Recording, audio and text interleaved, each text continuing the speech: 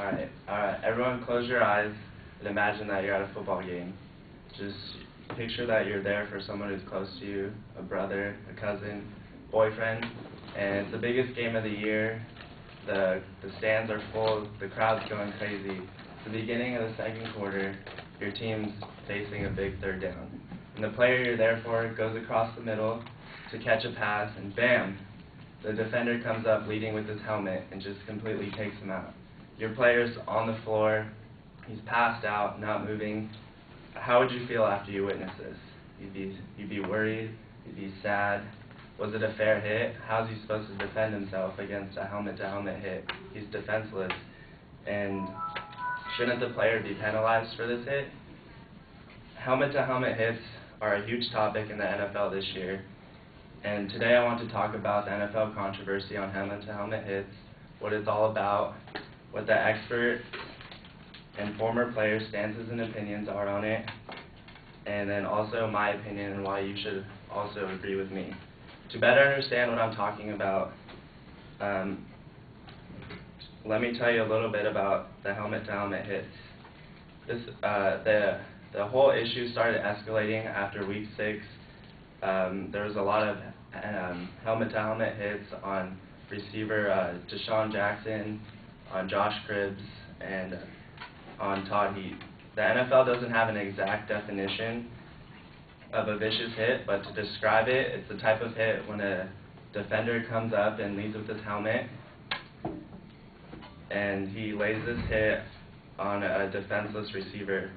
According to NFL referee Carl Schaefer, a defenseless player is a player who's going for a pass, who doesn't have his second foot down yet, or he just has his second foot down. They determine this player defenseless, which means if the player doesn't have both feet on the ground and he doesn't have a helmet turn, then he's defenseless. And this is where the issue begins, and the questions are raised of should players be fined, should they be suspended for hits like this, and where does players' safety come into play? To answer some of these questions, NFL Commissioner Roger Goodell fined players for their Week 6 hits. He fined linebacker James Harrison $75,000 for his hit on Josh Cribbs, cornerback Dante Robinson $50,000 for his hit, and safety Brandon Merriweather $50,000 also for his hit. The commissioner sent out a letter to all NFL teams about the hit, stating, "One of our highest priorities is player safety. We all know that football is a tough game that includes hard contact, but that carries with an obligation to do all that we can to protect players from unnecessary injuries caused by dangerous techniques from those who play outside the rules." This was according to SB Nation New York. After the Week 6 hits, the helmet-to-helmet controversy was a huge topic for experts and former NFL players. With the discussion, there's two sides to it. Either they agree with the NFL and they think that players should get fined or suspended for these hits, or the other side is saying that by fining these players, you're taking away from the game, you're taking away from the intensity of the game. According to former NFL linebacker and four-time Super Bowl champion Matt Millen, when asked about the helmet-to-helmet controversy, he stated, "The game was about competing on the field, and that you can't take the competition out of the game, along with the toughness that is associated with football." He also said that it was stupid that 1 week of football will change how the game has been played for years, and the NFL needs to define what the helmet-to-helmet hit is, and they haven't done so yet. Along with Matt Millen, former Super Bowl winning quarterback Trent Dilfer stated that the decision is a joke, and that he said that the NFL is robbing us of what we love about the NFL. And then Dilfer said that the league is taking 4 or 5 plays out of thousands and changing the rules for just like a couple plays. This is only one side of the story. There's also experts that do agree with the NFL on the stance. In an article on BleacherReport.com, former NFL safety Rodney Harrison had this to say about the fines. for these hits. You didn't get my attention when you fined me $5 grand, 10 grand, 15 grand. Harrison said, you got my attention when I got suspended. You have to suspend these guys. These guys are making millions of dollars. I only learned when they suspended me and I was out of the game and I wasn't able to help my teammates.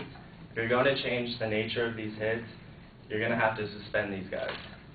Also, according to expert Tom Jackson from ESPN.com, the game has changed since back in the day. Players are hitting harder than ever, and it's not taking away from the game that we should be worried about. It's the players getting hurt and taken away from the game that we should be worried about. This debate will go on and on. Everyone will have their own opinion on the topic. Now we all have a better understanding of what the helmet-to-helmet hits are. We kind of know what it is.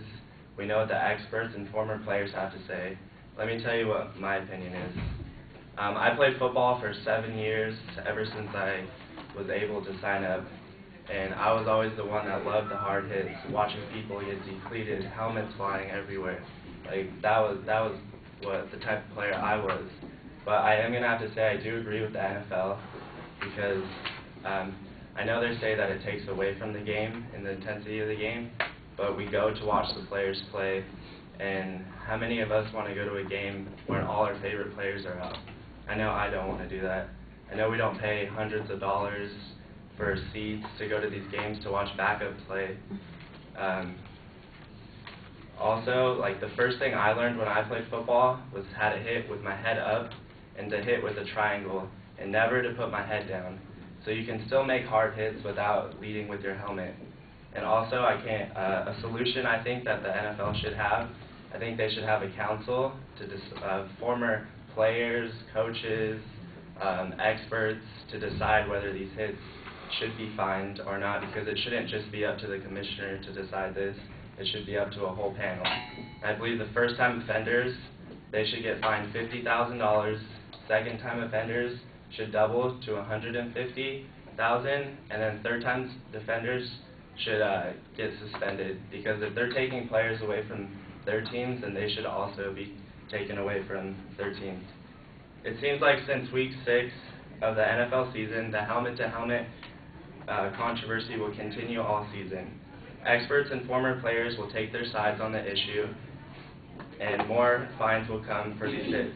But now you know the NFL reasoning behind these fines, and I hope that you also agree and support the decisions on the issues, and want to see the players play and not injured.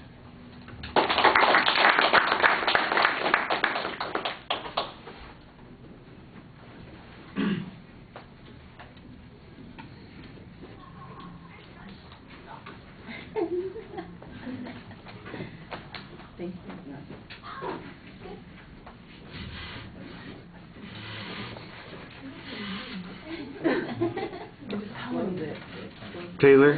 You can pull it to the left. I like that you had a really calm demeanor. You didn't seem nervous at all, or at least you didn't come out and fidgety or anything. You have really good projection. I think that you were good about eye contact. You might have looked at your cards a little bit too much, which I thought was funny because you seem to know a lot about the topic. I think something that bugged me a little bit was your opinion came like way later in the speech, but you obviously got from the beginning that it was a negative thing that you were talking about. And I also like that you provided a solution, and you have a good solution for your topic. All right. Yeah, I'll echo 2 or 3 of those things. I did think that your point of view on the subject waits until about 2/3 the way through the speech to become crystallized. Before that, it all sounds like it's background information setting up the controversy. You do an excellent job describing the controversy. Your eye contact, I thought, was fine. The only times that I noticed that you were looking down the cards was when you were trying to get the quotes correct, and I thought that you did that pretty effectively. You were very consistent about citing your information and the testimony of experts on these particular subjects. The visualization at the beginning was fine. I agree. I thought you did a nice job with the solution and talking about how it might work. Presentation things were, for the most part, pretty solid. All right. Thank you.